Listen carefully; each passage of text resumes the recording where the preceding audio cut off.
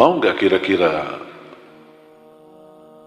Sebenarnya saya tidak akan panjang lebar masalah salawat. Saya yakin para kiai, para asatiz yang hadir di majlis ini sudah pasti lebih banyak tahu keutamaan daripada salawat.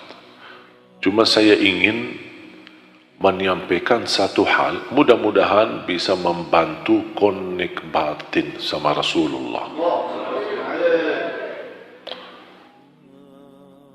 Karena persoalan kita sebenarnya, hubungan kita sama Rasulullah hanya sebatas, saya tidak mau hanya sebatas ucapan salawat tapi tanpa dirasakan. Saya akan bawakan cerita.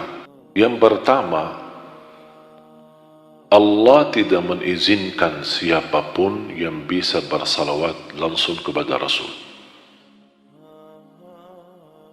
Kira-kira pernah enggak dengar itu? Allah belum berkenan mengizinkan kita bersalawat langsung kepada Rasul. Dan saya bisa buktikan, tidak ada yang bisa salawat kepada Rasul secara langsung. Paham enggak maksud saya? Kalau saya berkata Bapak Ibu silahkan ucapkan tasbih, ucapannya apa? Subhanallah. Tahmid, tahlil, takbir, salawat, berarti tidak bisa. Tasbih bisa langsung, tidak perlu kita mohon izin sama Allah, tidak perlu Allahumma subhanallah, Allahumma alhamdulillah, Allahumma la ilaha illallah, Allahumma Allahu akbar. Perlu enggak itu? Tidak perlu. Bisa enggak zikir langsung? Bisa. Subhanallah walhamdulillah wa la ilaha illallah wallahu akbar wa la hawla wa la quwwata illa billah hasbunallah wa ni'mal wakil. Semua zikir bisa langsung. Bisa enggak salawat langsung ke sahabat Rasul? Tidak bisa. Kita bilang apa? Allahumma. Berarti kita tidak bisa salawat. Yang salawat siapa sebenarnya? Allah. Berarti kita hanya minta tolong Allah yang salawat, bukan kita yang salawat. Berarti kata ulama, salawat kita sebagai manusia kepada Rasul adalah doa kepada Allah untuk Nabi Muhammad, bukan kita yang salawat. Tapi kalau Allah bersalawat, kita tidak tahu gimana cara Allah bersalawat, alam. Tapi inti Allah bersalawat kepada Nabi Muhammad adalah pujian, keagungan, kemuliaan yang Allah anugerahkan kepada Nabi Muhammad. Bahkan Allah perintahkan pula malaikat ikut. Tidak ada hentinya bersalawat kepada Nabi Muhammad sallallahu alaihi wasallam.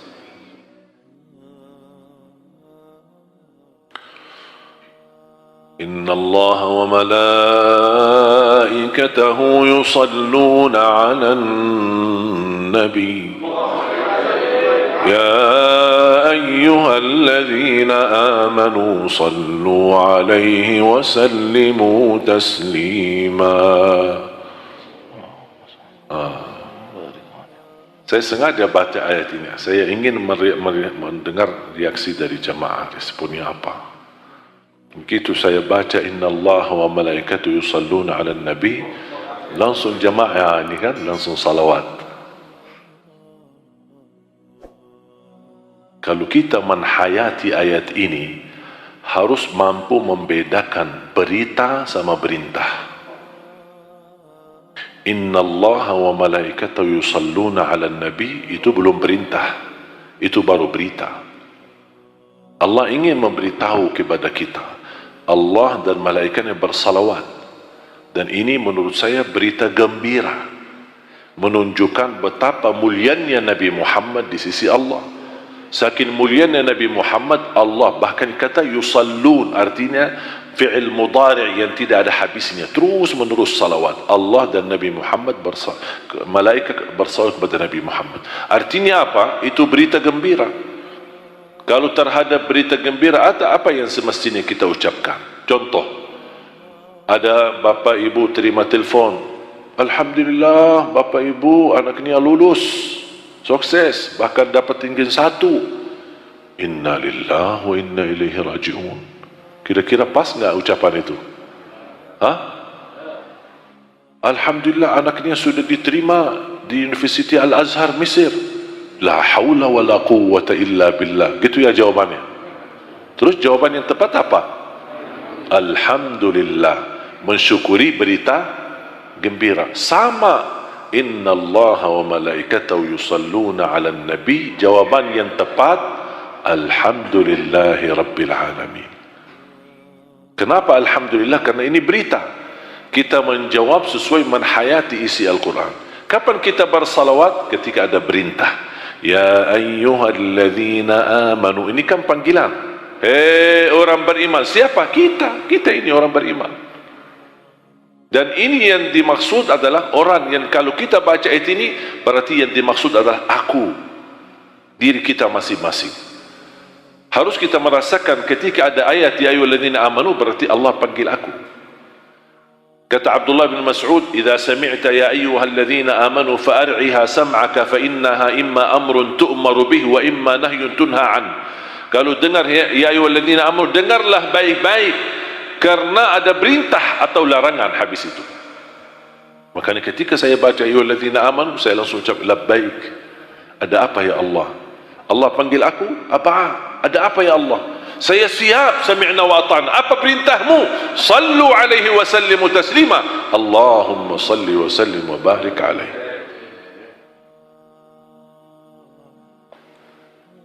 Mohon maaf, bukan berarti jangan dianggap ini kok disalahin gitu. Bukan saya menyalahkan. Cuma saya mengajak Bapak Ibu untuk sesuai menhayati isi makna ayat itu. Bukan berarti kalau ada orang mendengar innallaha wa malaikatahu yusholluna 'alan nabi, Allahumma shalli, bukan berarti tidak boleh atau haram. Cuma sejarah kita mampu sejarah sempurna menhayati makna Al-Quran, kita ikuti bagaimana cara Nabi Muhammad sallallahu alaihi wasallam. Innallaha wa malaikatahu yusholluna 'alan nabi. Alhamdulillah, ya Allah, betapa mulianya Nabi kita. Makanya Allah tidak mengizinkan kita bersalawat, minta tolong aja Allah yang bersalawat. Kenapa? Saya mengambil kesimpulan karena tidak ada yang bisa memberikan keagungan dan kemuliaan Nabi Muhammad selain Allah. Allah yang lebih tahu. Kalau kita sekarang, zaman sekarang, kalau kita puji-puji Nabi Muhammad, datang ada orang, dah tahu dia belajar di mana, jangan berlebihan. Katanya jangan berlebihan. Mohon maaf kalau ada sesuatu kata jangan berlebihan, berarti harus kita tahu batas. Kalau tahu batas sesuatu, kalau kita melebihi baru namanya berlebihan. Mohon maaf, ada yang tahu enggak batas Nabi Muhammad? Coba tunjukkan kalau ada yang bisa. Nabi Muhammad SAW memiliki kemuliaan tidak dibatasi oleh Allah Subhanahu Wa Taala. Dan hanya Allah yang tahu dirinya Nabi Muhammad, keagungan Nabi Muhammad, kemuliaan Nabi Muhammad. Makanya Allah yang bersalawat. Kita hanya tugas mendoakan Nabi Muhammad. Makanya Nabi SAW apa bersabda? Salullaha liyal wasilah. Doakan aku, kata Nabi SAW, untuk mendapatkan wasilah. Fa innaha manzilatun la tanbaghi li ahadin illa li wahid. Karena wasilah itu adalah sebuah kemuliaan dan sebuah ketingkatan yang tidak diperoleh selain hanya satu orang. Tidak boleh yang lain. Termasuk para nabi, malaikat, tidak ada yang hanya satu orang. Dan itulah Nabi Muhammad sallallahu alaihi wasallam. Ada seorang datang kepada gurunya, ingin mimpi Nabi Muhammad sallallahu alaihi wasallam. Mimpi Nabi Muhammad sallallahu alaihi wasallam. Mohon maaf, membayangkannya aja enak. Gimana kalau mimpinya betul? Guru itu memberikan amalan, suruh jaga sunnah-sunnahnya, puasa Isnin Kamis, tingkatkan salawat. Dia orang Madinah. Setiap hari dia mondar-mandir makam Rasulullah, dia salat di Raudah, dia ucapkan assalam, dia salawat berkali-kali, jaga puasa Isnin Kamis, tidak pernah telat salat berjamaah. Gurunya membiarkan sekian lama. Habis itu bertemu dengan guru lagi. Gurunya malah tanya duluan, sudah mimpi Nabi Muhammad belum? Jawaban si murid ini, belum. Kok belum sih? Sudah puasa? Sudah. Salatnya 5 waktu sesuai, salawat lancar. Terus gimana? Belum juga dapat. Udah, kata gurunya, kayaknya kamu harus ninap di rumah saya. Dia kira kalau ninap di rumah gurunya, jangan-jangan bisa mimpi Nabi Muhammad. Dia semangat. Dia datang kepada rumah gurunya. Guru sudah berpesan sama istrinya, tolong sediakan makan, buat makan malam. Tapi dibanyakin garam di dalam makanan itu. Dan ketika saya minta air, jangan antarin air. Bilang aja, ya, tapi jangan diantarin. Udah sepakat guru sama istrinya. Datang murid sama murid dikasih air, makan. Begitu dia makan, terasa apa? Asin. Kata gurunya, dia kayaknya pelan-pelan merasa asin, kayaknya mau berhenti, mau henti makan. Kata guru, katanya mau mimpi Nabi Muhammad. Ya, mau mimpi Nabi Muhammad. Makan terus sampai habis. Saking asingnya makanan itu, dia pasti akan merasa haus. Maaf guru, boleh nggak minta air? Ya, sebentar. Istri, tolong bawa air. Ya, tapi nggak dibawain. Lama-lama tunggu. Akhirnya guru udah, biar saya aja masuk. Murid ini fikir gurunya masuk mau ambil air. Guru masuk tapi tidak keluar-keluar. Akhirnya si anak itu, murid itu, nunggu saking lamanya ketiduran. Pas waktu subuh datang gurunya bangunin, langsung dia bangun. Sudah gimana? Mimpi Nabi Muhammad belum? Kata muridnya, belum. Astagfirullahalazim. Sudah di rumah saya, sudah makan di rumah saya, sudah mimpi tidur dan bermalam di rumah saya. Masa tidak mimpi Nabi Muhammad? Terus kamu mimpi apa? Mimpi air. Malah dia mimpi air. Kenapa kok mimpi air? Karena dia sangat haus air. Kata gurunya, karena kamu belum haus Nabi Muhammad, makanya belum mimpi Nabi Muhammad. Rasa cinta kepada Nabi Muhammad harus ditambahi dengan rasa rindu. Betul-betul haus. Bukan hanya sebatas kita cinta, tapi cinta kita kepada Nabi Muhammad sedalam-dalamnya. Dan saya akan kasih cara, insya Allah mudah-mudahan menjadi wasilah, bisa menambah rasa cinta kepada Nabi Muhammad, menambah rasa rindu kepada Nabi Muhammad sallallahu alaihi wasallam. Dan amalan itu sederhana, semuanya melakukan. Cuman hanya ingin menghidupkan perasaan ketika mengamalkan amalan tersebut.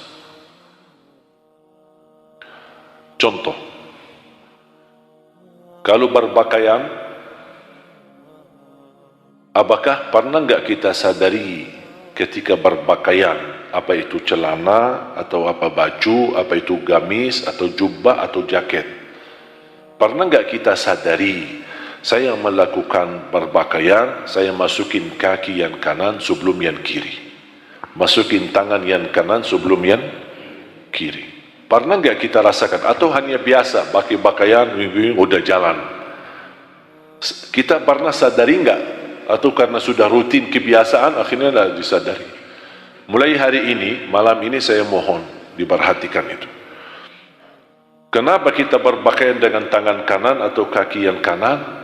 Bukan karena itu sunnah, tolong Bapak Ibu fahami itu ya. Bukan karena itu sunnah, bukan karena itu hal baik, bukan karena itu dianjurkan, tapi bisiki di hati, ya Rasulullah, saya lagi menirumu. Apapun langkahmu, ya Rasulullah, tidak perlu diucapkan, cukup di hati. Saya lagi menirumu. Karena Rasul kalau berpakaian selalu gunakan tangan yang kanan dulu, baru yang kiri.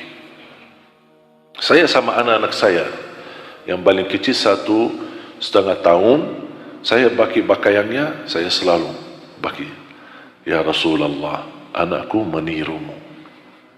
Saya pakai masukin yang kanan, pakai baju yang kanan, Pakai sepatu yang kanan, pakai kaus kaki yang kanan dulu. Kenapa? Ingin meniru Nabi Muhammad SAW. Sama ketika lepas masuk masjid, mana yang duluan? Kanan, tangan atau kaki? Kaki. Kaki yang kanan masuk duluan. Pernah nggak kita sadari itu? Atau kita masuk keluar masjid biasa-biasa aja gitu? Masuk bismillah, keluar bismillah. Perlu kita hidupkan perasaan hati, hadirkan hati ketika beramal. Walaupun amal itu sederhana, setiap hari kita lakukan, tapi kalau kita perhatikan dan kita hidupkan perasaan kita, wallahi akan bertambah rasa cinta kita kepada Nabi Muhammad. Masuk masjid, alhamdulillah selalu saya jaga. Masuk masjid, begitu saya angkat kaki yang kanan, saya bisik di hati, ya Rasulullah, lihatlah, ini saya lagi menirumu. Keluar dari masjid, saya dahulukan yang kiri. Ya Rasulullah, lihatlah, ini aku lagi menirumu. Sekarang pemuda-pemudi zaman sekarang punya idola. Ada orang idolanya artis, orang idolanya pemain bola. Idola kita Nabi Muhammad. Harus kita bangga. Idola kita adalah manusia yang paling suci, yang termulia. Cukup Allah memuji Nabi Muhammad, wa innaka la'ala khuluqin azim, akhlakmu sangat agung. Sebenarnya kalau akhlak masyarakat kita, semuanya akhlak Nabi Muhammad, akan Allah hantarkan kepada kita pemimpin seperti Nabi Muhammad. Mohon maaf, akhlak kita cepat tersinggung, cepat marah, cepat protes, cepat tidak terima. Dan itu bukan akhlak Nabi Muhammad SAW.